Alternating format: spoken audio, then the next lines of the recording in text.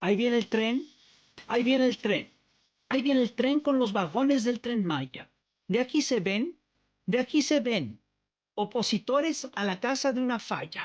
Ahí viene el tren, ahí viene el tren. Claudio González y abogados se ampararon para que el tren, no se pudiera terminar, se la pelaron. Porque la obra del Tren Maya le pintó al tigre otra raya y Claudequis va chillando porque el tren ya va pitando y de las ruinas a la playa te conecta y el Tren Maya porque ahí viene, viene el tren. Ahí viene el tren, ahí viene el tren. Ahí viene el tren con los vagones del Tren Maya. De aquí se ven, de aquí se ven. De opositores su bocota ya se calla. Y salieron grupos raros en ecología preclaros que pidieron separar a toda la obra del Tren Maya. Pidieron todo parar por aquello del jaguar, pero la obra no paró y ese tren ya caminó. Y el sureste está contento y ya déjense del cuento. Yucatán se conectó y la economía creció. Y la cosa marcha bien porque ya viene el tren. Todo al 100. Ahí viene el tren. Porque el Tren Maya es una empresa del Estado. Y la facción neoliberal no quiere ver todo privatizado. Es un debate muy de fondo sobre público y privado. Ahora el pueblo está feliz y Claudiekis enojado porque ya viene el tren.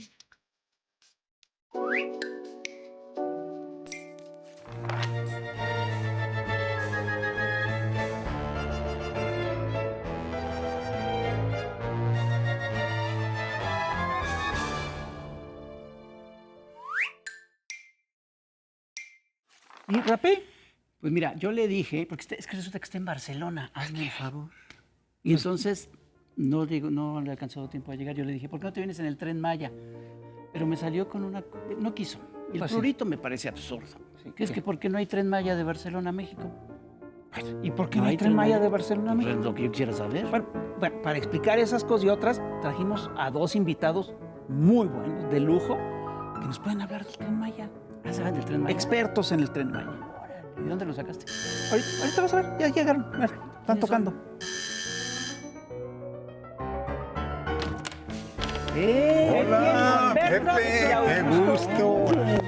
Oye, qué gusto. ¿Tanto tiempo? Qué gusto. Ah, pues veníamos de pasada para traerles unos detallitos. Mira, Adelante. Mi querido. Augusto. Pues, qué gusto. ¿Cómo estás? Qué gusto. Un rato libre, Augusto y yo, Sí. y decidimos hacer un libro. Juntos. Se los vamos a regalar. Pues vamos a hablar de esto, ¿qué les Maravilla. parece? Vamos, Ya. si tienen tiempo, no sé. Sí, Compañero.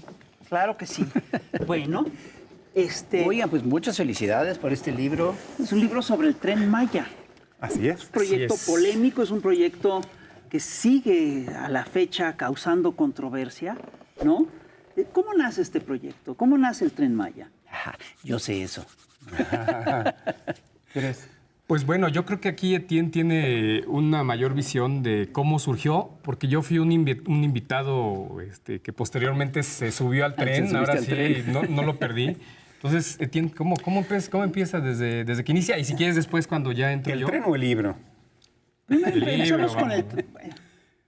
Pues el libro, porque en El libro, sí, nos el libro. nos cuentas. Bueno, como saben, porque estuve aquí con ustedes hace 2 años y medio, llevo investigando el Tren Maya y en general estrategia de desarrollo del sureste mexicano de la 4T durante más de 5 años y estaba intentando hacer un libro académico junto con otros colegas. Esos proyectos no prosperaron por una u otra razón. Que hoy por hoy considero que fue una cosa muy afortunada porque pues volví a la mesa, hablé aquí con Hernández, ¿no? Hace tiempo, le propuse por qué no lo hacíamos Me mandó un mensajito, así te tengo una propuesta. con el indecorosa. chamuco y no estaba muy convencido Ok. de la idea. Pero ¿Tú o yo? Tú. Ah, yo no estaba muy convencido. No ok. estaba convencido. Pero eventualmente, muy poco tiempo después, me puse en contacto con Augusto y decidimos pues, hacer un proyecto que no fuera un libro académico, que normalmente se quede en un círculo muy pequeño de la academia, de quienes estudian, etcétera, y pues hablarle al público en general de un tema que precisamente sobre el cual se ha dicho mucho, pero donde ha habido una cantidad de desinformación Enorme. y sesgos bárbaros durante 6, 7 años, ¿no? Y así fue que empezamos a trabajar juntos hace ya muchos meses. Sí, que, si no mal recuerdo, perdón, al principio, la primera vez que platicamos, Etienne y yo, La idea no era hacer un libro de historieta, sino un libro de Un texto ensayo. normal, un ensayo, efectivamente. Pero ya no me acuerdo cómo surgió la idea de que tal vez funcionaría como un libro historieta y en ese sentido ya invitar a... que yo me acuerdo que cuando lo pensamos, cuando ya se decidió, o cuando ya se habló de la posibilidad, en la primera persona que yo pensé fue en Augusto Mora. Pues mira, yo primero que nada quiero decir que estoy bien contento de ser parte de este proyecto. Cuando me hicieron la invitación, yo sabía que iba a ser un reto, porque así como bien lo mencionas, Fis, el Tren Maya pues es un tema bastante polémico que tiene diferentes aristas, pero justamente por eso me parecía que un libro del Tren Maya, hablar sobre todo el proceso del desarrollo de este gran megaproyecto, requería ser muy conciso, requería ser muy claro y también de una lectura, no voy a decir fácil porque suena medio feo, pero sí fluida, ¿no? Y de una lectura que cualquier persona pudiera acercarse y que le pudiera llamar la atención.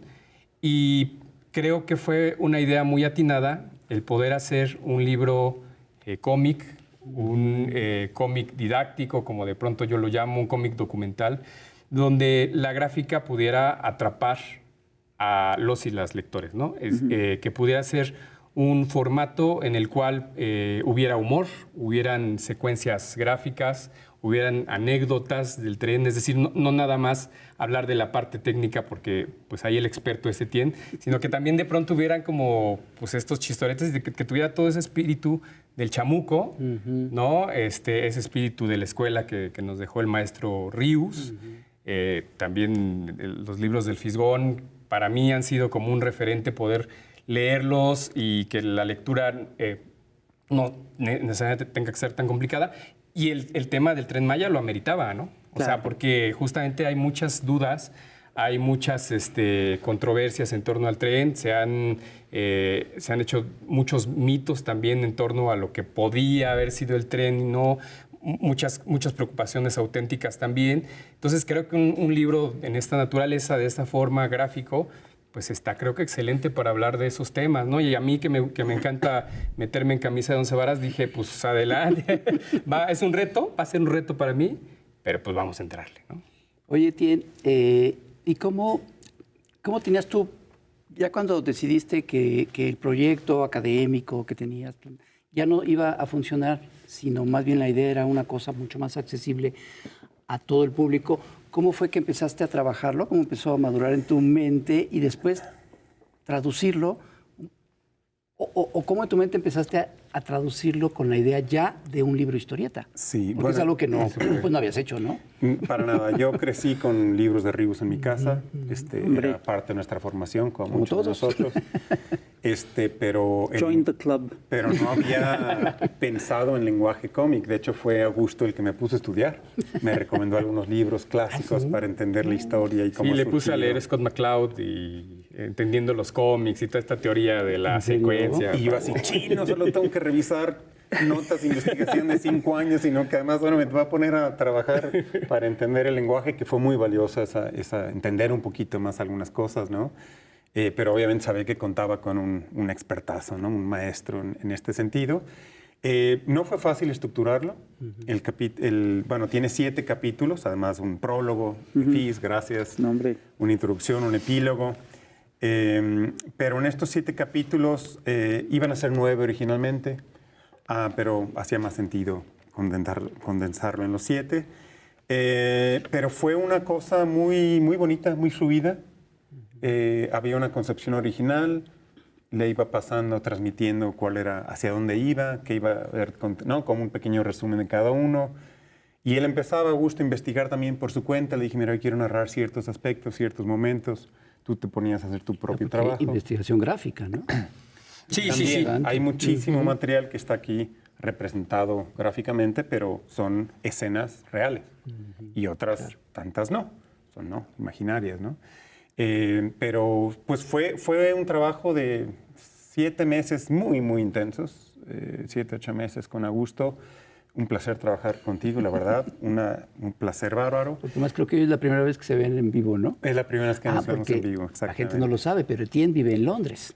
Vivo lejos, sí. Pero mi corazón y mi mente están aquí. Y Augusto en Dubái. siempre. Y yo vivo en Dubái, entonces nos encontrábamos en Exacto, fue a distancia. Un ejercicio muy interesante de colaboración y un placer bárbaro.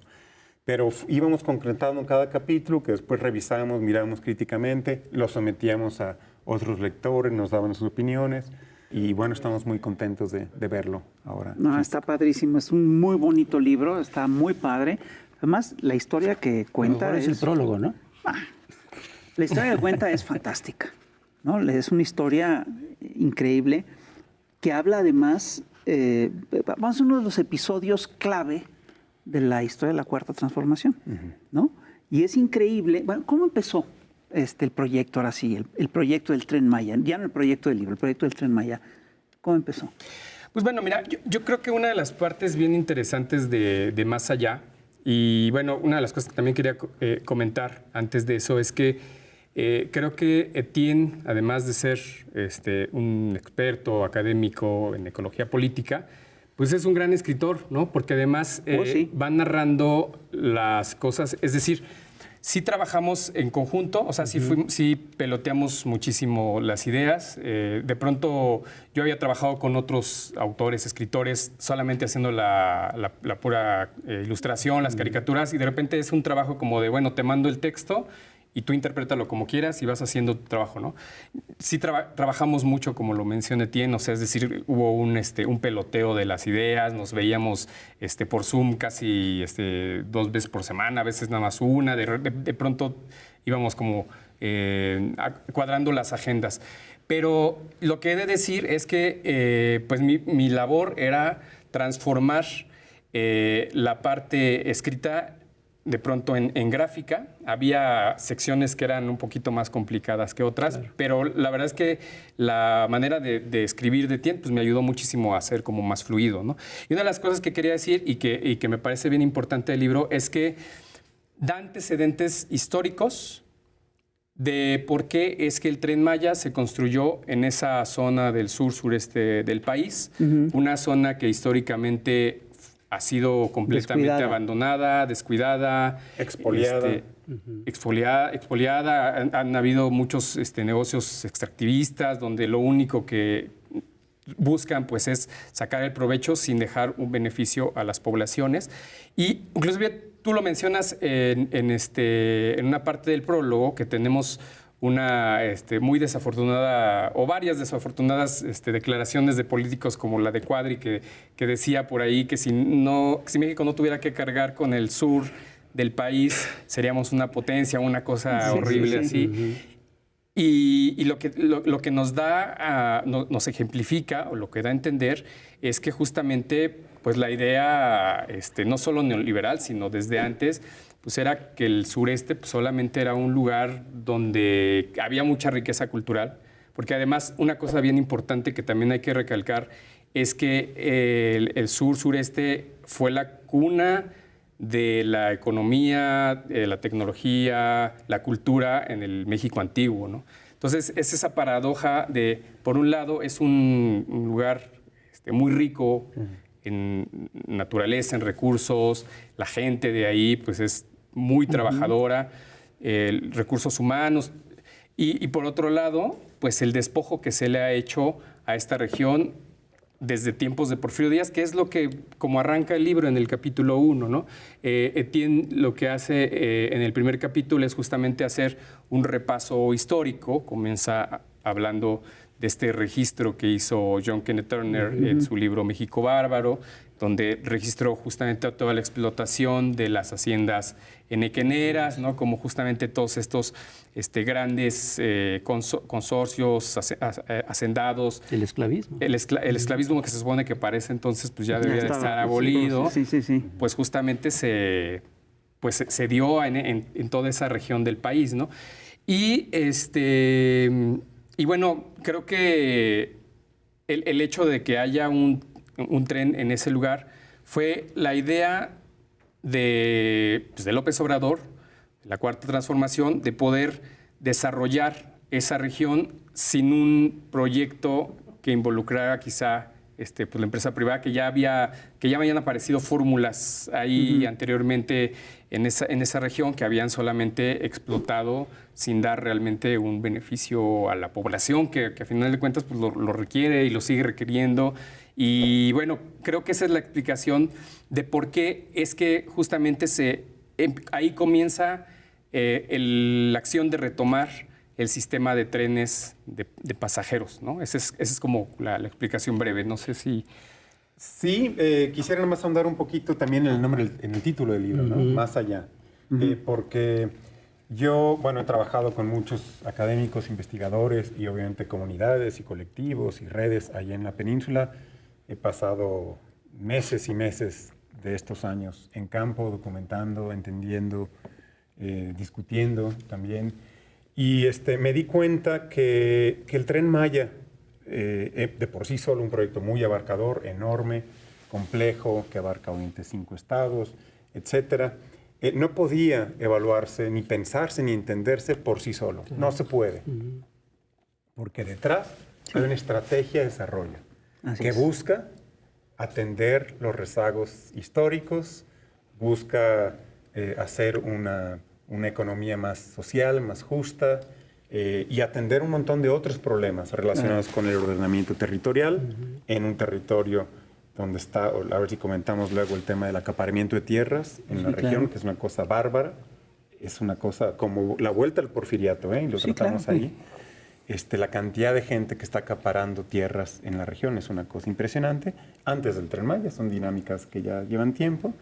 Pero, por ejemplo, otra vez, lo que hizo la SEDATU en ese trabajo de ordenamiento del territorio, dotando a los municipios con mayores instrumentos de planeación, el programa de mejoramiento urbano, que, bueno, ha creado espacios, cientos de espacios increíbles en las zonas antes más abandonadas, periféricas, etcétera. Todo el trabajo de conservación, fíjate, los cuestionamientos principales del Tren Maya han sido ambientales, totalmente desproporcionados, totalmente, porque, bueno, ¿quién hizo algo parecido de Cancún?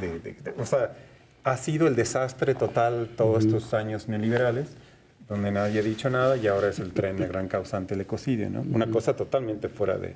Pero en el tema ambiental, bueno, la estrategia con las áreas naturales protegidas, dotarlos de planes de manejo.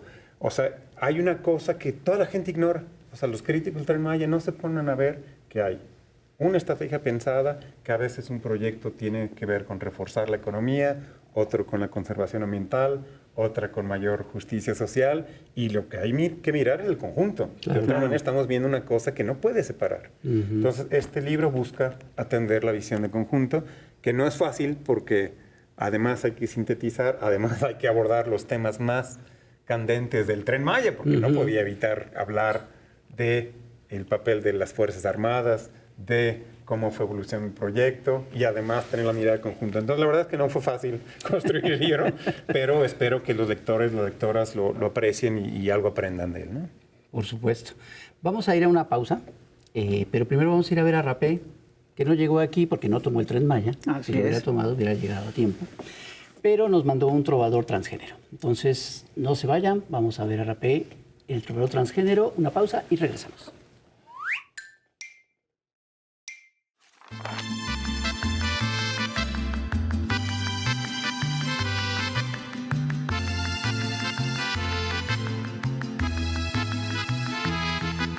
Culero,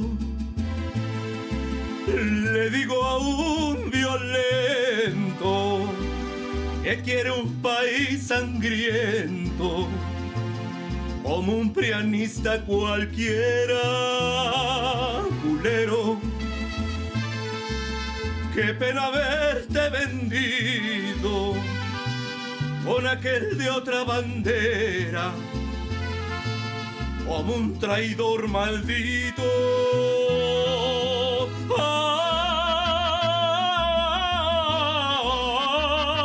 Ay,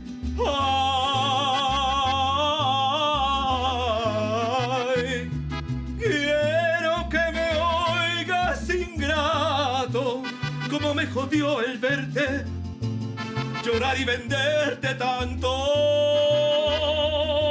Ay, yo maldito tú lamezuelo.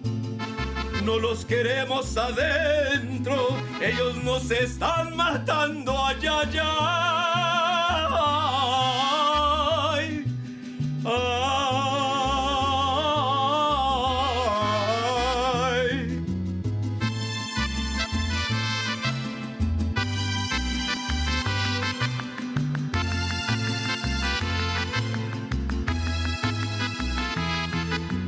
Pero le digo a un violento que quiere un país sangriento como un prianista cualquiera. Culero, qué pena verte vendido con el que de otra bandera como un traidor maldito.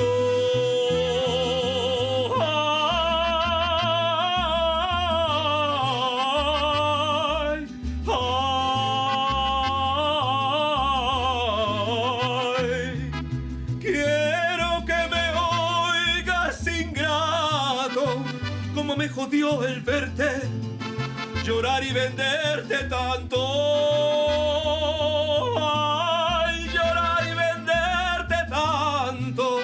Maldito tú lamezuelo, no los queremos adentro, ellos nos están matando allá, allá.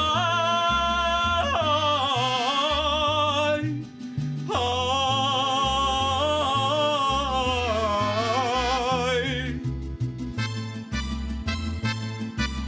Culero.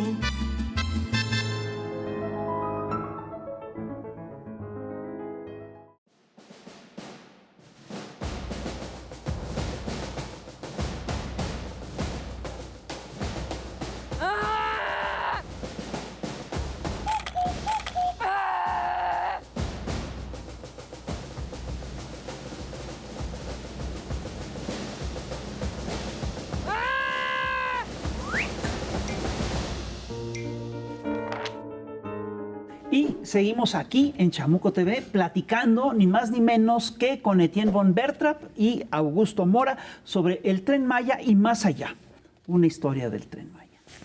Yo estoy convencido de que con el Tren Maya se dio un debate que es histórico. Es un debate de dos proyectos, de dos concepciones del mundo. Ahí es donde se empezó a dar ese pleito sobre el proyecto de nación. Hasta ese momento todos los proyectos siempre habían sido centrados, se habían centrado en las lógicas del mercado, y ese fue un proyecto diferente. Es un proyecto que básicamente buscaba detonar el crecimiento en una región. Y parece que lo logró, ¿no? Es decir, ¿hasta dónde es definitivo, es de fondo este debate? Pues yo pienso que lo logró, pero sobre todo la recuperación de lo público, de la visión de lo público, se recuperó el ordenamiento territorial con perspectiva regional. Se tuvieron que poner de acuerdo 5 gobiernos estatales de partidos distintos en aquel inicio. Imagínate. Para tener una visión de conjunto y aportar elementos, burocracia, etcétera, para poder tener esa visión de desarrollo de los 5 estados.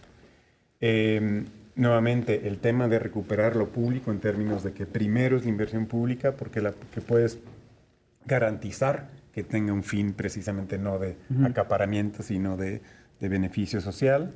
Y recuperamos los trenes. Por favor, no es cosa menor. Hombre, es el símbolo del desarrollo del porfiriato. A partir de ahora, México recuperó los trenes de pasajeros que nos arrebató el neoliberalismo. Que los entregó el neoliberalismo. Que los entregó. Entonces, esto marca un parteaguas importante para México y para América Latina. Porque, bueno, ahí van otros países como Colombia con Petro tratando de hacer cosas similares, etcétera. Entonces, es un antes y un después en visión de desarrollo, visión de lo que es el Estado, lo que debe hacer el Estado. Esa región se transformó. O sea, imagínate qué cosa tan irónica. Decían que era un proyecto ecocida y etnocida. O sea, que iba a dañar irreversiblemente las culturas originarias y destruir los ecosistemas que soportan la vida.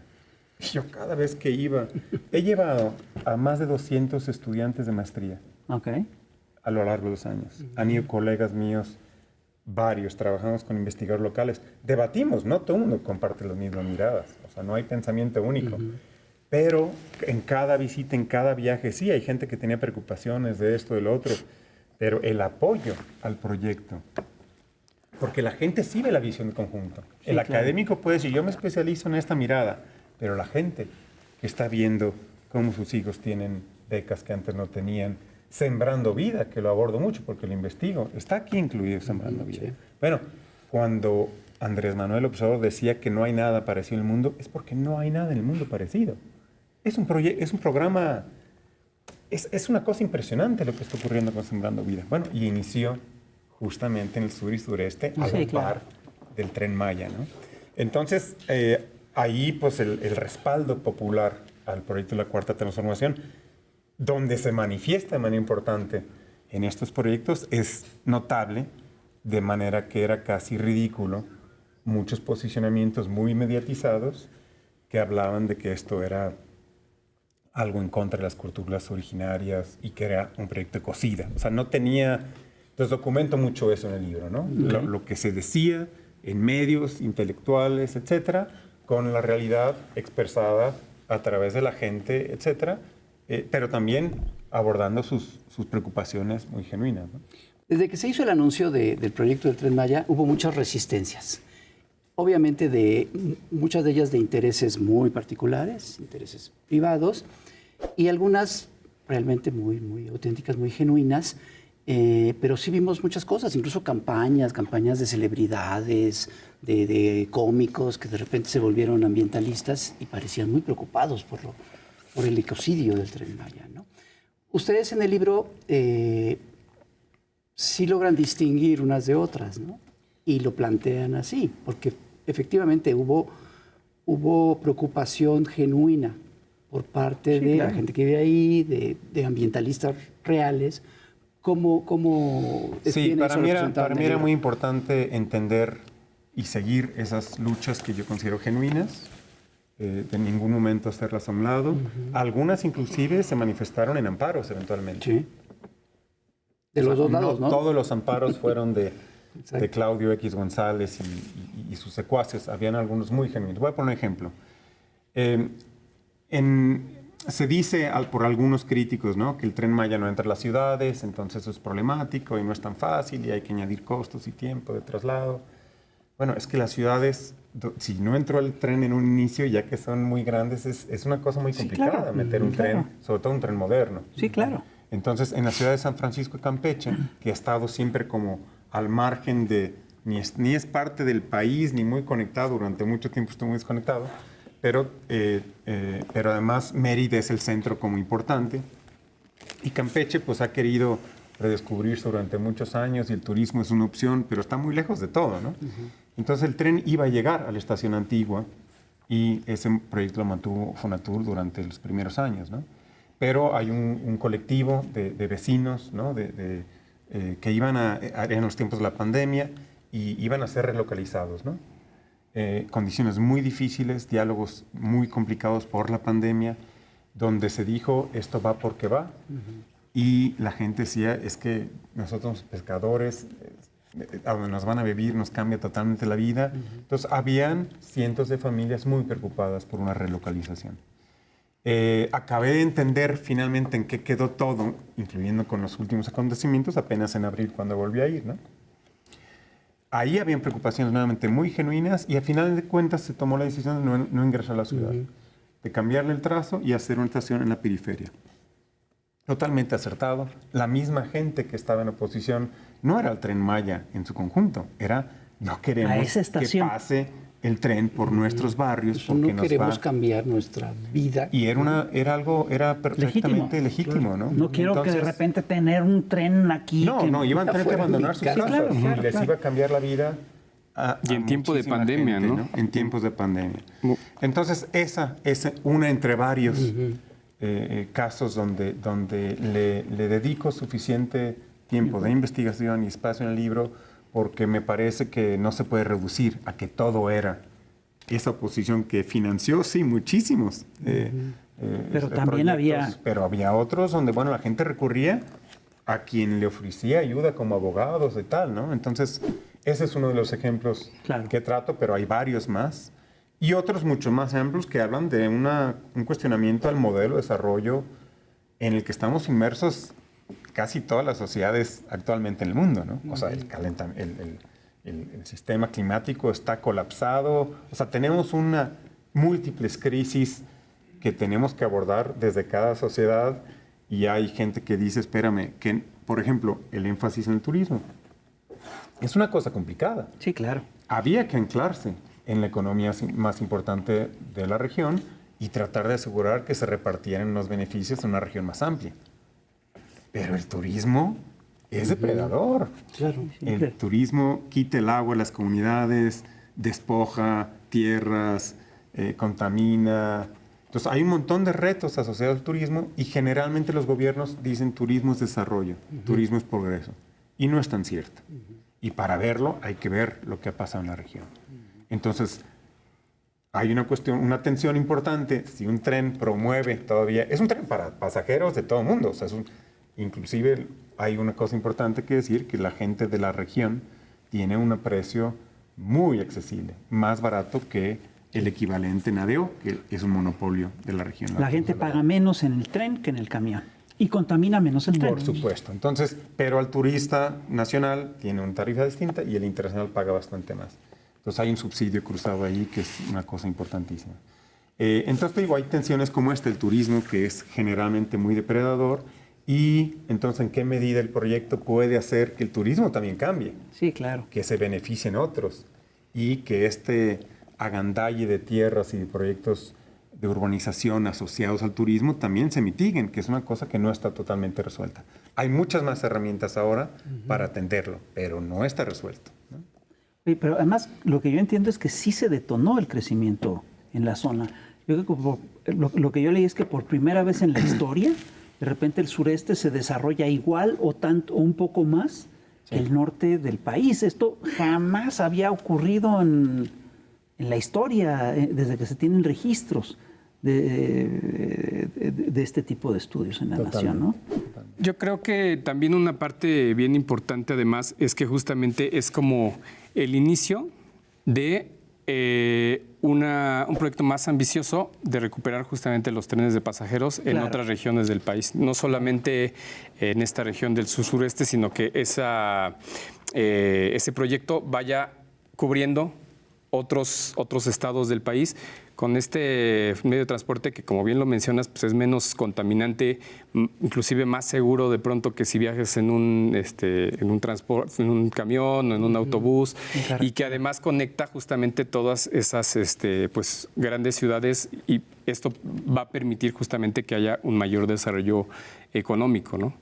Entonces, pues creo que si se conjunta eso, o sea, si se conjunta ese desarrollo de más ferrocarriles para todo el país, y además lo que comenta Etienne, que en la región del sureste pueda haber un turismo que realmente beneficie a las comunidades, un turismo más comunitario, pues creo que pues va a resultar un buen proyecto, me parece. Oigan, yo veo muchos personajes aquí retratados en el libro.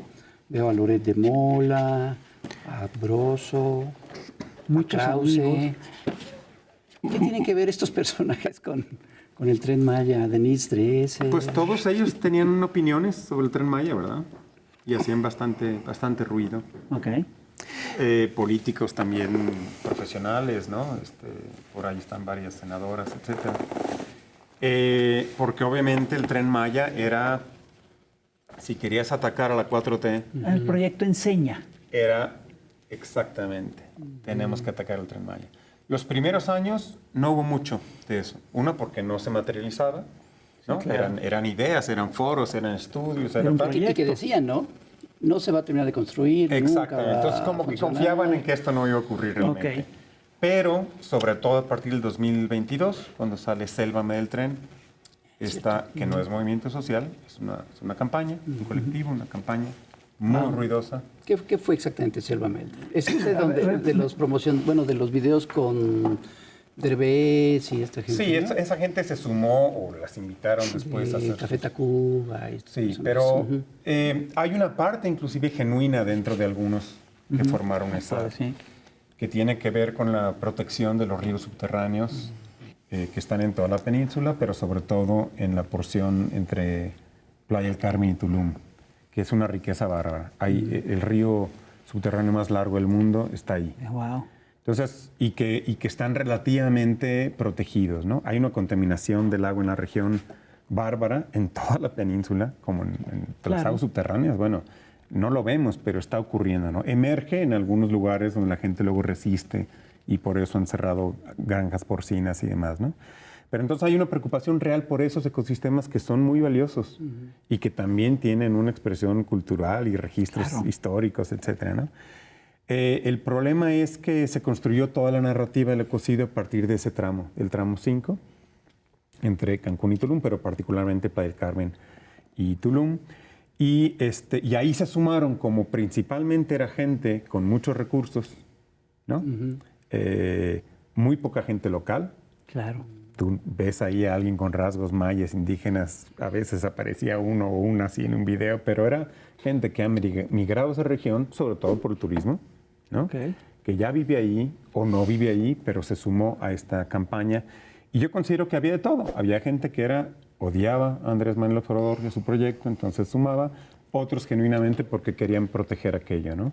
Pero obviamente a partir de entonces ya ningún político o intelectual de los que se perdieron la oportunidad de entender el México de hoy y de prestar atención, de los que han estado dormidos todos estos años, pues se montaron. Entonces lo que hago es también un registro, hay un capítulo dedicado a medios e intelectuales, donde reviso algunas de los trabajos periodísticos que en teoría han sido más serios, ¿no? De investigación sobre Sembrando Vida, el Tren Maya, etcétera, o algunos que buscaban golpear así tajantemente a estos proyectos, pero también hago una recopilación en la misma propia voz de estas personas, de lo que han dicho, y para que el lector ojalá forme su propia opinión y hoy por hoy sopese ese tipo de opiniones con datos y con información que a lo mejor da una visión más entera, más compleja, más interesante. Y ya con la realidad, porque ya con la es una realidad, efectivamente. Vamos a un último corte y regresamos. No se vaya, seguimos aquí en Chamuco TV.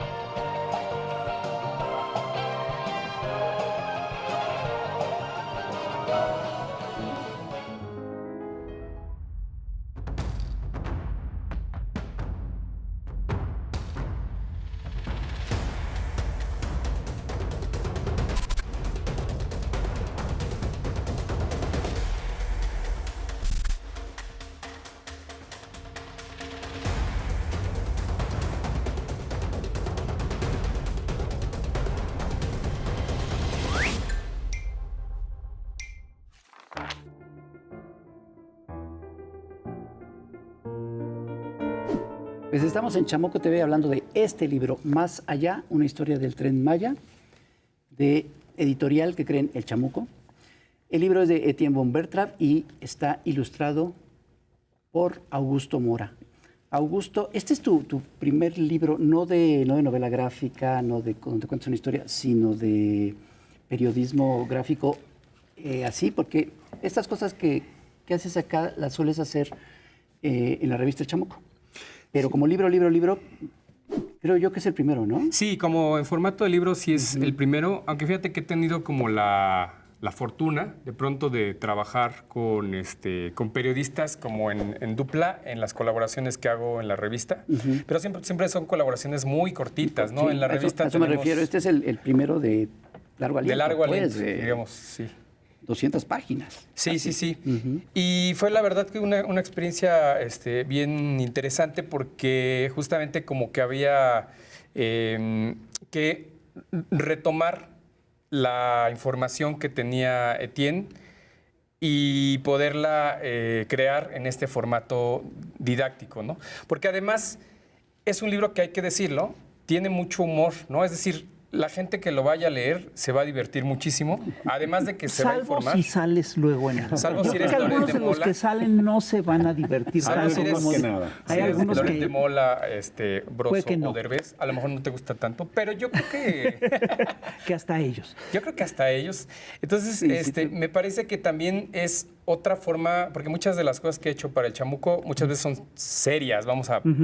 Me acuerdo mucho de un libro de Ríos que se llama Vida de Cuadritos, que decía que hablaba de la historieta seria y de la historieta humorística, ¿no?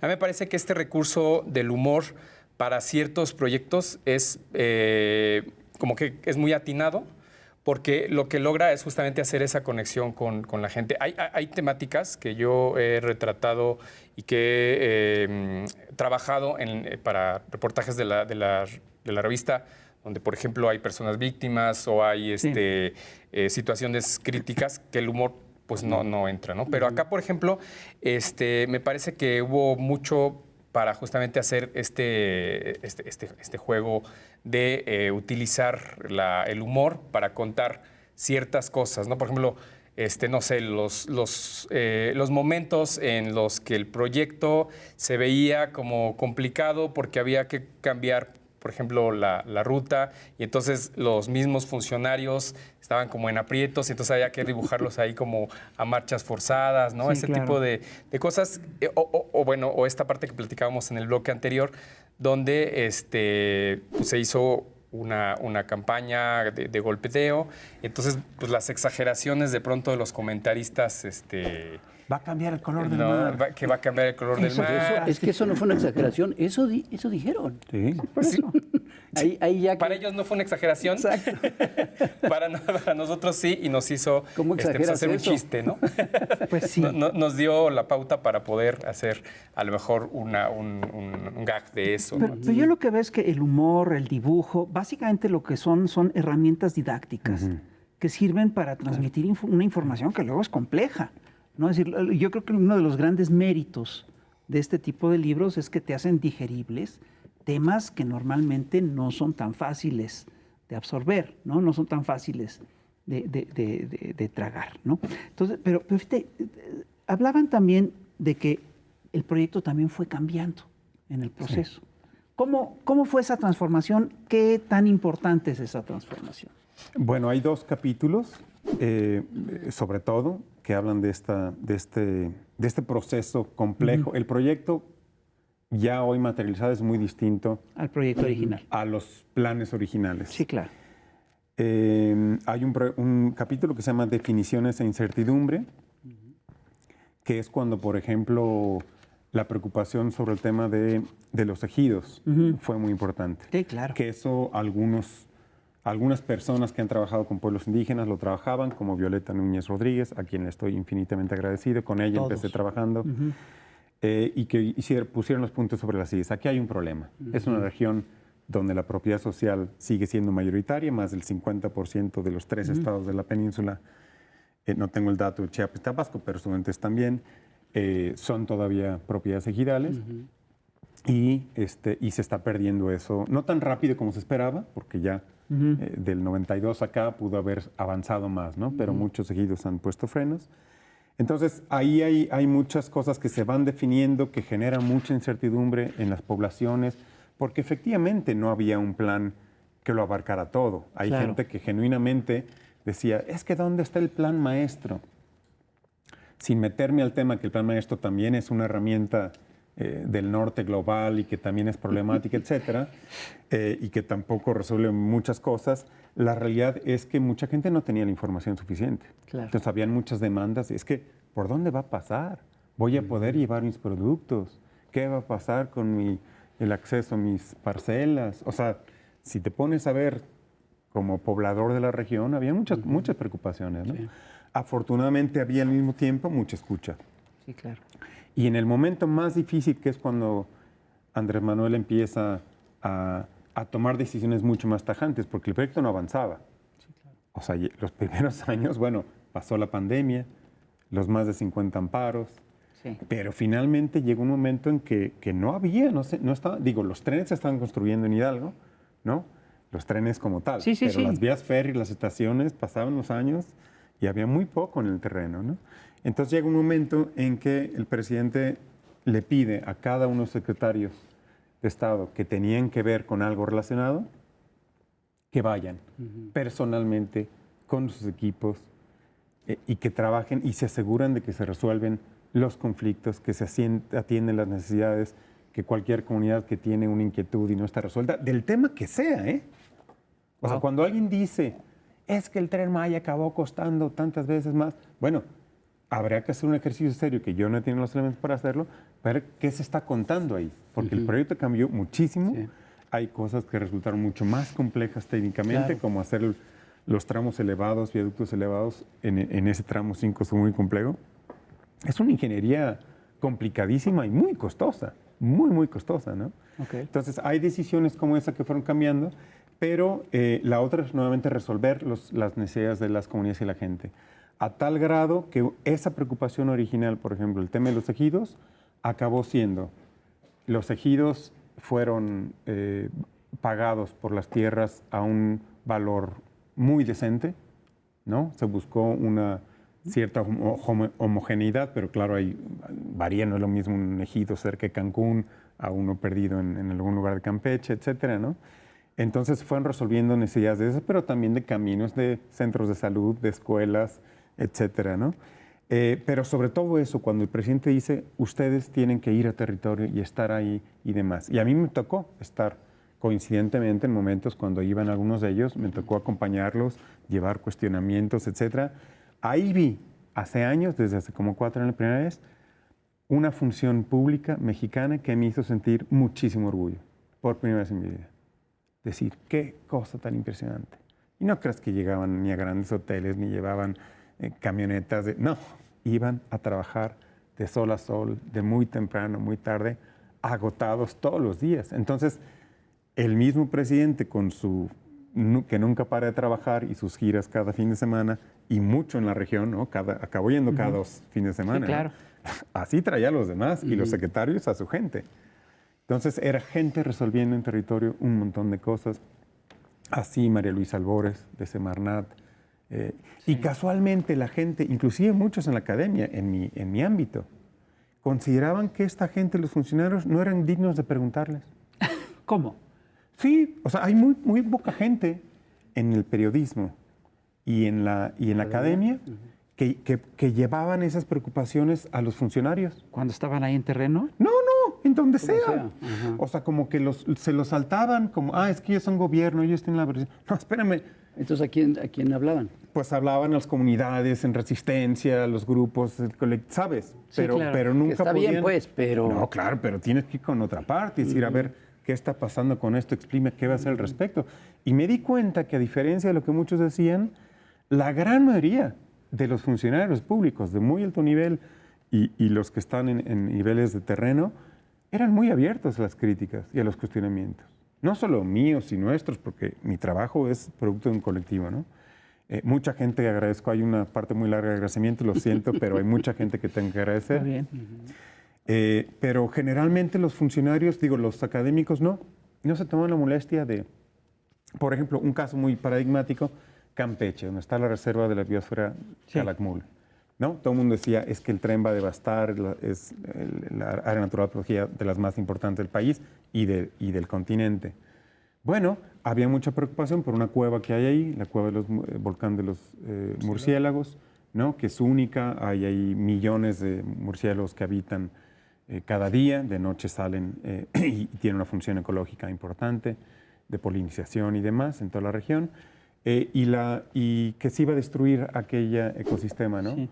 Académicos de la UNAM, mucho escándalo de eso. Al momento en que se decide, obviamente que el tren no puede pasar cerca de ahí para no alterar lo que sí hizo la carretera que expandió Calderón, sin estudios de impacto ambiental y demás, que está a 200 metros de la cueva y que ya ha causado problemas en esa cueva. El tren está ahora a 3 kilómetros de distancia al sur. ¿Quién documentó eso? Nadie. Sencillamente se quedó la idea de que iba A afectar a esa cueva tan importante, ¿no? Pero había que ir y constatar, y fue una cosa interesantísima. Por ejemplo, ese tramo lo construyó la Sedena, entender cómo operaba la Sedena con los biólogos que trabajan en la reserva de la biosfera. para mí, yo cada año que iba ahí y llévenme, quiero entender y quiero ver.